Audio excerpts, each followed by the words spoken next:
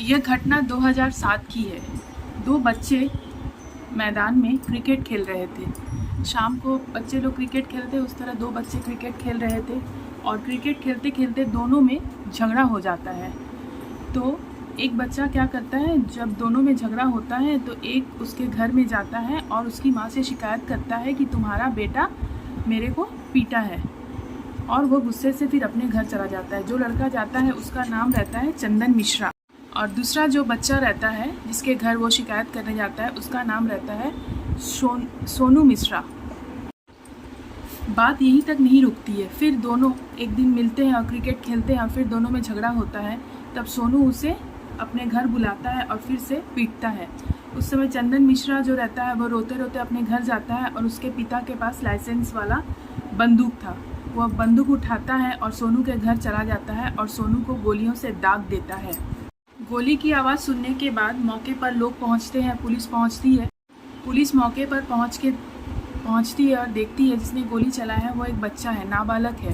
तो पुलिस उसे आरा के नाबालग सुधार, जहां जेल जैसा है, वहां पर उसे रख देती है, क्योंकि उस समय वो तो 18 वर्ष उसका नहीं हुआ था, तो उसे जेल में नहीं रख सकती है। तो नाबालग सुधार बोल के एक जगह है आरा में, वहाँ वो पुलिस उसे ले जाती है। वहाँ पर उसका मुलाकात होता है शेरू नाम का एक लड़का से। वो भी किसी झमेला के कारण वहाँ पर उसको भी रखा गया था, शेरू को। उस समय वहाँ शेरू और चंदन मिश्रा की मुलाकात होती है और दोस्ती आगे बढ़ती रहती है।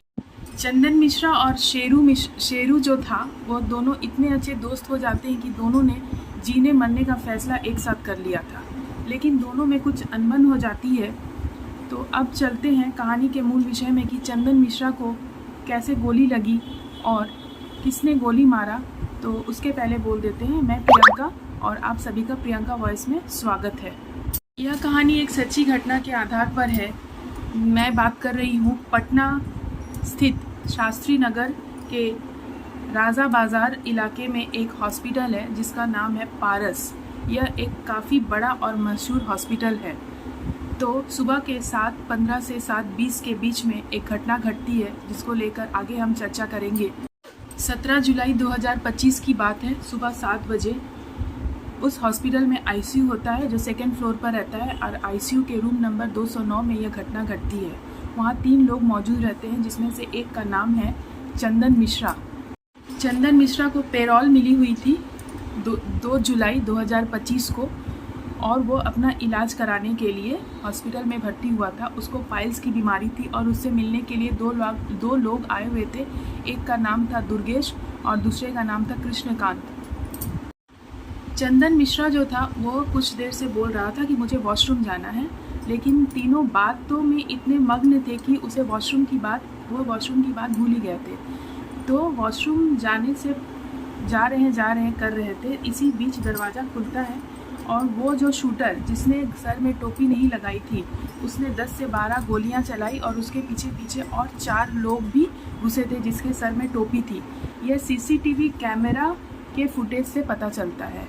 और जो वॉशरूम जाने वाला था, मतलब चंदन मिश्रा, उसको तो गोली मारकर वहीं उसका मौत हो जाता है। और जो 2 लोग थे, कृष्णकांत और दुर्गेश, कृष्णकांत जो रहते हैं वो और दुर्गेश भी अपना जान बचाने के लिए इधर उधर भाग रहे थे। तो कृष्णकांत जो थे वे वॉशरूम में जाकर छुप जाते हैं और दुर्गेश जो था वो वहीं पर था।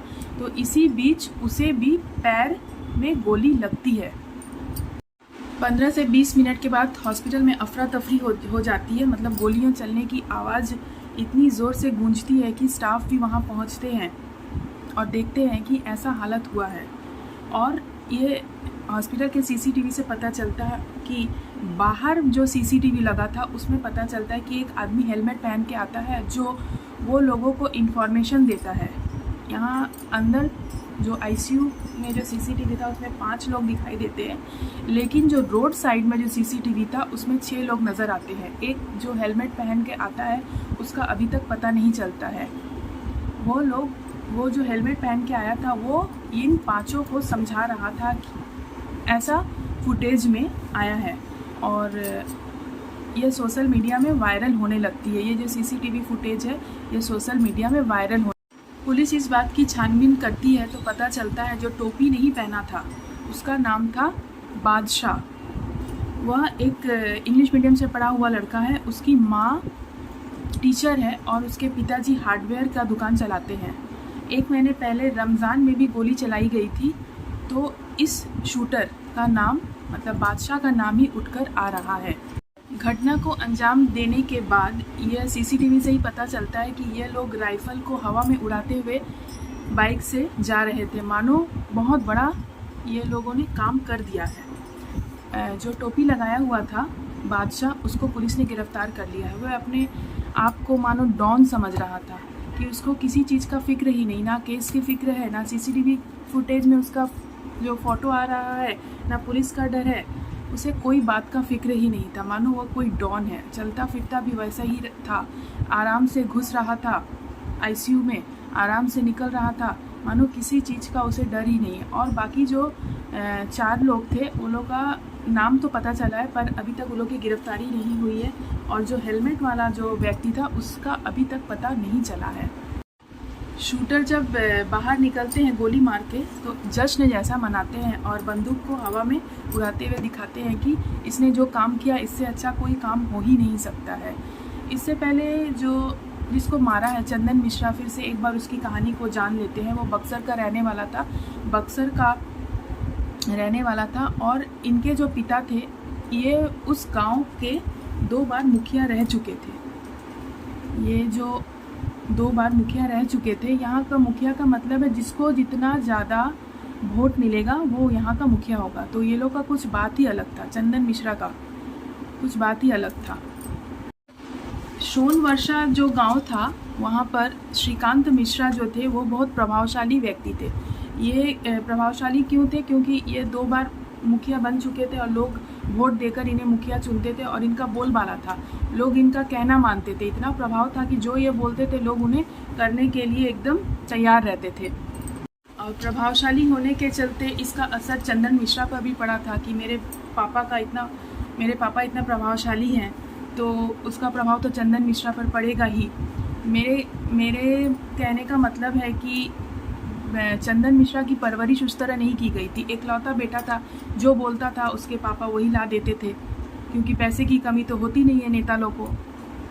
तो इसका परवरिश मेरे ख्याल से उस तरह से नहीं हुआ है, इसीलिए बेटा धीरे धीरे अपने आप को वहाँ का डॉन समझने लगा था और लोग इनके बातों से थर-थर काँपते भी थे।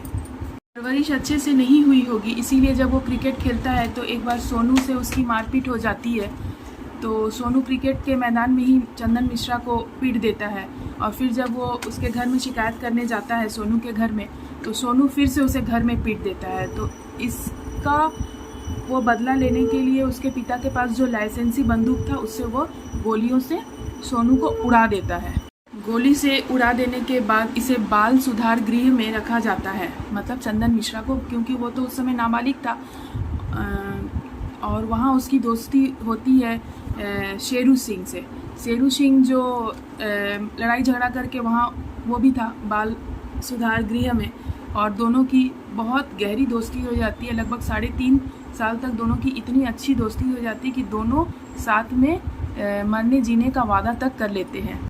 3.5 साल के बाद दोनों वहाँ से छूटते हैं और छूटने के बाद वो लोग अपना एक टीम बनाते हैं। शेरू और चंदन मिश्रा अपना एक टीम बनाते हैं और वहाँ पर ऐसे लड़के होते हैं जो हवा में बात करते हैं, मतलब कुछ भी वो कर सकते हैं, उस तरह का एक टीम बनाते हैं और अफरा दफरी मचाकर रख देते हैं। लोग इनको देखकर ही थर-थर काँपने लगते हैं।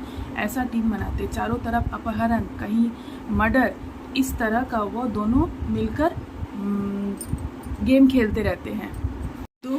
साल 2011 को इसने पहली हत्या की थी।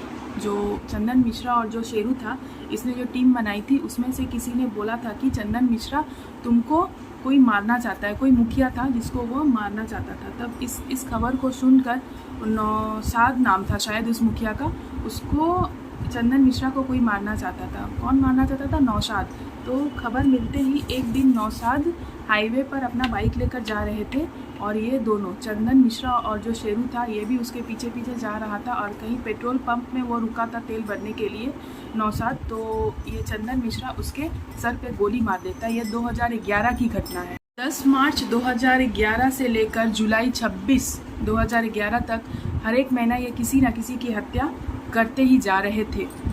लास्ट जो हत्या करते हैं 21 अगस्त 2011 को, वो है चूना व्यापारी राजेंद्र केसरी, जिसकी हत्या के बाद दोनों को उम्र कैद की सज़ा हो जाती है। चंदन मिश्रा और शेरू सिंह की, दोनों की उम्र कैद की सज़ा हो जाती है।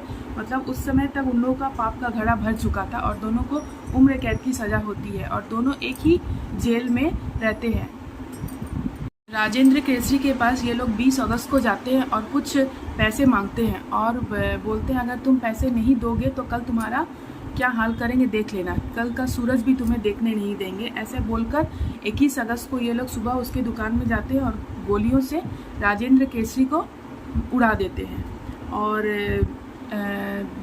दिसंबर 2012 को ये लोग कलकत्ता में गिरफ्तार होते हैं। और जो शेरू था इतना मतलब डॉन टाइप का था कि उसको जो हवलदार पकड़ के ले जा रहा था लॉकअप में डालने के लिए, उसके हाथ से वो बंदूक छीन लेता है और उसी हवलदार को वो वहीं गोली से उड़ा देता है। हिम्मत की दाद देनी होगी, शेरू सिंह बहुत हिम्मत वाला था। उसने उस भरी कोर्ट में जहाँ पर वकील प्रेजेंट है, जज प्रेजेंट है और पुलिस वाले प्रेजेंट है, उसके हाथ से पिस्तौल लेकर कैसे एक पुलिस वाला को वो गोलियों से उड़ा देता है। ऐसा बहुत हिम्मत नहीं रहने से नहीं कर पाएगा। 2012 के बाद ये दोनों को बक्सर जेल में रखा जाता है और बक्सर जेल के अंदर ही ये लोग एक गैंग बनाए थे और अपहरण, हत्या, ये सब जेल के अंदर बैठ के ही करवा रहे थे। जेल पर बैठ के दोनों ये सब काम कर रहे थे। तो जेल के अंदर ही चंदन मिश्रा जो था उसके नाम से 25 मुकदमा चल रहा था, कोई कम नहीं था 25 मुकदमा। जेल के अंदर बैठ के ही रंगदारी करते थे। ऐसा चलता रहा और 23 जुलाई 2015 की बात है जब शेरू सिंह और चंदन मिश्रा पर दोनों के बीच में बहुत बड़ा झमेला हो गया। झमेला मतलब दोनों में ऐसा मारपीट हुआ कि जेल के लोग भी वो देखकर दंग रह गए। दोनों इतना मार पिटाई करते हैं जेल के अंदर, जो वहाँ पुलिस वाले पहुँचते हैं और 7 लोगों के लिए FIR दर्ज किया जाता है और दोनों को फिर अलग करने का फैसला कर दिया जाता है। चंदन मिश्रा और शेरू सिंह को अलग रखने का फैसला कर दिया जाता है। 2016 की बात है, ये दोनों की उस झमेला को लेकर कोर्ट में पेशी थी। 2016 में कोर्ट में जब पेशी होती है, दोनों की आमना सामनी होती है, तो दोनों वहाँ पर फिर भिड़ जाते हैं। 2016 में सिविल कोर्ट के बीच में जब ये लोग पेशी होते हैं तो दोनों में ऐसा मारपीट होता है। तो उस समय इनकी दोस्ती 2016 में इनकी दोस्ती ख़त्म हो जाती है और वहाँ से इसकी दुश्मनी शुरू होती है। 2016 के बाद दोनों को अलग अलग रखा जाता है। शेरू को पश्चिम बंगाल के पुरुलिया ज़िले में कोई जेल है वहाँ रखा जाता है और शेरू की जो टीम थी वो बहुत मजबूत बनती जा रही थी और चंदन मिश्रा की जो टीम थी वो थोड़ी ढीली पड़ती जा रही थी। और चंदन मिश्रा को आरा के बाद भागलपुर के बाद पटना के जेल में रखा जाता है, जहाँ 2 जुलाई 2025 को वे पेरोल मिलता है और वो बाहर आते हैं। चंदन मिश्रा और शेरू सिंह दोनों ही जो राजेंद्र नाम का जो चूना व्यापारी था जिसको ये लोग गोली मारे थे, उसका यह सज़ा काट रहे थे। दोनों को ही आजीवन कारावास का दंड मिला था। पहले शेरू को मृत्यु दंड मिला था, फिर हाईकोर्ट में जब यह केस पहुंचता है तो दोनों को आजीवन कारावास मिला था और दोनों यही सज़ा काट रहे थे। और इनके अगले अलग अलग तो और भी मुकदमा थे जो वो भी चल रहे थे। और 2025 के 2 जुलाई में जब चंदन मिश्रा बाहर आता है तो सोचता है कि कुछ दिन अपने परिवार के साथ काटेगा और वो उसको जो पाइल्स की बीमारी थी उसका भी इलाज कराएगा। इससे वो हॉस्पिटल में भर्ती होता है, जहां 17 जुलाई 2025 को जो ये शूटर था जिसका नाम बादशाह है, वह इसका चंदन मिश्रा का चैप्टर क्लोज कर देता है। सुनने में आ रहा है जो ये बादशाह था वह ये जो 5 लोग था इस गैंग का हेड था। अब पुलिस इसके लिए जांच आगे करेगी और आपको अगर कुछ इसके बारे में सूचना मिलेगी तो मैं ज़रूर बताऊंगी।